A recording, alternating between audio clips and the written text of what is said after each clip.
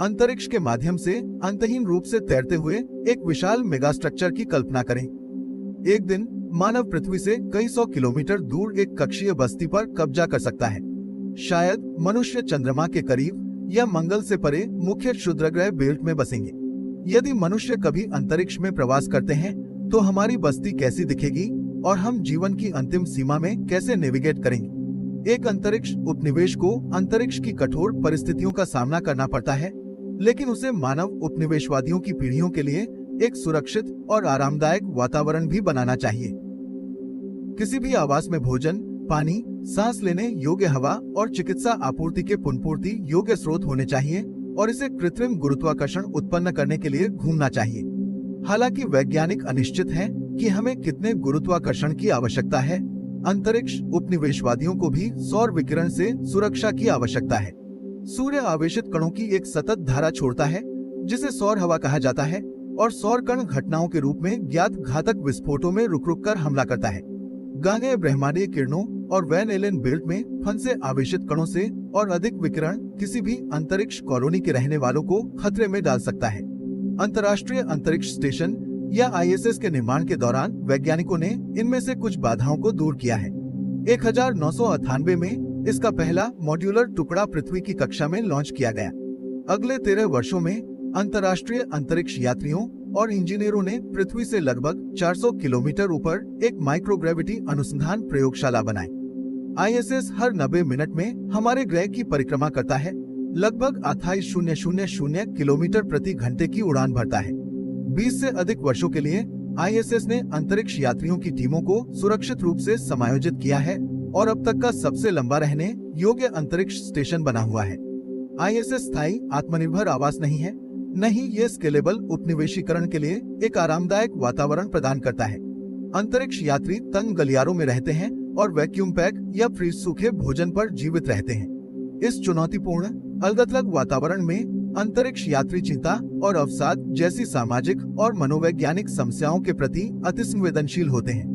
भारहीनता या माइक्रोग्रेविटी के लंबे समय तक संपर्क में आने से शरीर के अंग तंत्र में परिवर्तन होता है, जिसमें मांसपेशियों का शोष, दृश्य हानि और हड्डियों के घनत्व में कमी शामिल है। हालांकि ISS एक स्थायी बंदोबस्त नहीं है, लेकिन इसने मुक्त अंतरिक्ष में जीवन के बारे में बहुमूल्य अंतर्दृष्टि प्रदान की है। 100 या 1000 उपनिवेशवादियों के लिए एक बड़ी संरचना का निर्माण करने के लिए मनुष्य थे। हम ISS पर उपयोग की जाने वाली तकनीकों पर निर्माण कर सकते हैं। उदाहरण के लिए, किसी भी स्थान की बस्ती को एक बंद लूप लाइफ सपोर्ट सिस्टम से लैस होना चाहिए। ISS लाइफ सपोर्ट सिस्टम एक बंद लूप प्रणाली नहीं है, लेकिन यह अंतरिक्ष यान के शुरुआती दिनों से परे की पीढ़ी है, जब अंतरिक्ष यात्री अपने सभी ऑक्सीजन और पानी को टैंकों में ले जाते थे।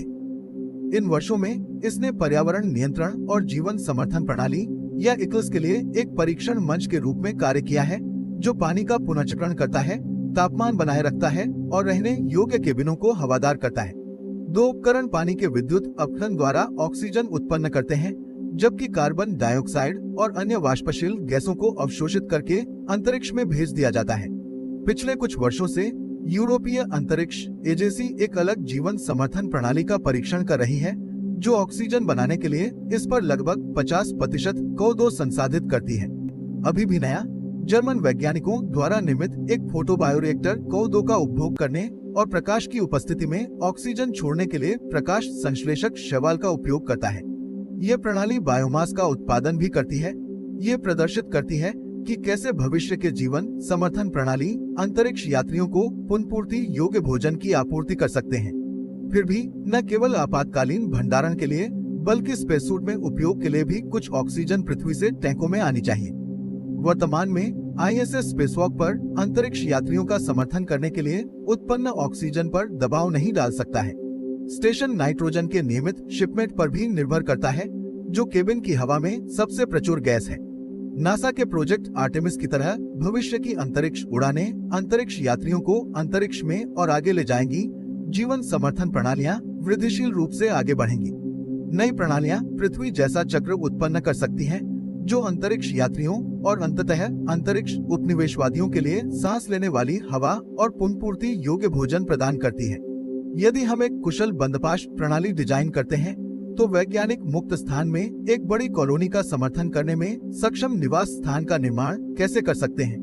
वैज्ञानिकों ने 100 से अधिक वर्षों से उस प्रश्न का उत्तर देने का प्रयास किया है, लेकिन सबसे प्रभावशाली विचार 1970 के दशक के मध्य से आते हैं। उस समय जेरार्ड ओनील नाम के एक प्रभावशाली भौतिक विज्ञानी का मानना था कि मनुष्यों के पास कक्षीय शहरों का निर्माण करने की तकनीक है जो संभावित रूप से लाखों लोगों को आवास देने में सक्षम है। ओनील की पहली वैचारिक अंतरिक्ष कॉलोनी में लगभग 32 किलोमीटर लंबे और 6 किलोमीटर व्यास वाले विशाल सिलेंडर हैं। प्रत्येक सिलेंडर में कृत्रिम इलाके की एक लंबी पट्टी होती है जिससे 300 वर्ग किलोमीटर रहने की जगह मिलती है। ओनील सिलेंडर, जैसा कि आज जाना जाता है, अपनी धुरी पर घुमाकर कृत्रिम गुरुत्वाकर्षण बनाता है। बाहरी आवरण में मोटी विकिरण ढाल होती है और इसकी दीवारें सौर खिड़कियों से ढकी होती हैं, जिससे उपनिवेशवादियों को गर्मी और रोशनी मिलती है। अविश्वसनीय रूप से ओनील सिलेंडर को एक संपन्न प्राकृतिक पारिस्थितिकी तंत्र का समर्थन करने के लिए डिजाइन किया गया था। प्रत्येक सिलेंडर के अंदर ओनील ने 10 लाख से अधिक उपनिवेशवादियों की आबादी वाले शहरों और पड़ोस के साथ साथ नदियों, जंगलों और पार्कों की कल्पना की। स्टैनफोर्ड यूनिवर्सिटी में नासा के ग्रीष्मकालीन अध्ययन द्वारा 1975 में एक और अभिनव मेगा स्ट्रक्चर प्रस्तावित किया गया था। उनका वैचारिक मॉडल, जिसे स्टैनफोर्ड टोरस के नाम से जाना जाता है, एक खोखले आवासीय ट्यूब के साथ डोनट के आकार का निवास स्थान है। 10,000 उपनिवेशवादियों की आबादी ट्यूब के आंतरिक रिंग पर कब्जा कर सकती है, जहां टोरस के घूर्णी गुरुत्वाकर्षण द्वारा कारों और घरों को जगह दी जाती है। स्टैनफोर्ड टोरस के कुछ ही समय बाद ओनील ने बर्नल क्षेत्र नामक एक अन्य आवास का प्रस्ताव रखा। इस डिजाइन में ओनील ने अपने विशाल सिलेंडरों को 2 किलोमीटर से भी कम व्यास वाले ग्लोब में छोटा कर दिया। अपने छोटे आकार के कारण बर्नल क्षेत्र एक बड़े पैमाने की कॉलोनी की तुलना में अधिक तेजी से घूमता है। पृथ्वी सामान्य गुरुत्वाकर्षण उत्पन्न करने के लिए प्रति मिनट केवल एक चक्कर पूरा करता है। इन आविष्कारशील आवासों ने 21वीं सदी में कई और अवधारणाओं को प्रेरित किया। 2006 में कल्पना एक कक्षीय निपटान को 1970 के मेगा स्ट्रक्चर में सुधार के रूप में प्रस्तावित किया गया था। कल्पना एक पृथ्वी सामान्य गुरुत्व बनाने के लिए ओनील सिलेंडर जैसे घूमने वाले सिलेंडरों का उपयोग करता है। प्रत्येक सिलेंडर के अंत में कैप्स प्रकाश और सौर ऊर्जा का निरंतर स्रोत प्रदान करते हैं, जबकि पतवार संरचना में ढाल उपनिवेशवादियों को विकिरण से बचाते हैं।